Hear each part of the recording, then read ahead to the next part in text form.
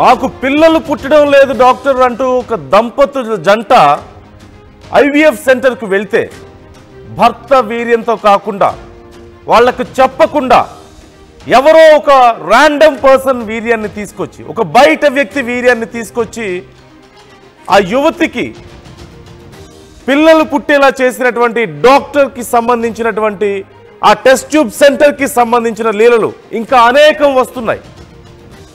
హైదరాబాద్లో వేరే వ్యక్తి వీర్యంతో బిడ్డను పుట్టించడంపై ఇప్పుడు సృష్టి టెస్ట్ ట్యూబ్ సెంటర్ డాక్టర్ నమ్రతకి సంబంధించి ఇంకా చాలా అంశాలు ఇలాంటి వెలుగులోకి వస్తున్నాయి. నమ్రతను విజయవాడలో హైదరాబాద్ పోలీసులు అరెస్ట్ చేశారు. గతంలో కూడా డాక్టర్ నమ్రత నిర్లక్ష్యంపై అనేక ఫిర్యాదులు ఉన్నట్లుగా తెలుస్తోంది. గతంలో విశాఖకు సంబంధించిన కేసులో నమ్రత అరెస్ట్ అయ్యారంటూ కూడా సమాచారం.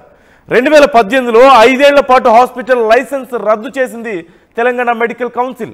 2020లో డాక్టర్ కరుణ పేరుతో లైసెన్స్ తీసుకుని హాస్పిటల్ నిర్వహిస్తున్నారు. 2020 నుంచి ఎంతమంది పిల్లలు జన్మించారో అనే అంశానికి సంబంధించి పోలీసులు ఆరా తీస్తున్నారు. అలాగే చాలామంది మహిళలకు ఇచ్చినటువంటి ఈ వీర్యం విషయంలో పేషెంట్లతో డాక్టర్ నమ్రత ఆటలాడారు అంటూ సమాచారం. సికింద్రాబాద్లోని సృష్టి సెంటర్లో పోలీసులు సోదాలు చేస్తున్నారు. నార్త్ జోన్ డీసీపీ సాధన రష్మి నేతృత్వంలో తనిఖీలు చేస్తున్నారు.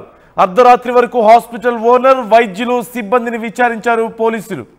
1, 2 కాదు, చాలా అంశాలు, చాలా కీలకమైన అంశాల్లో అనేక అనుమానాలు వ్యక్తం చేయాల్సిన పరిస్థితి వ్యక్తమవుతోంది.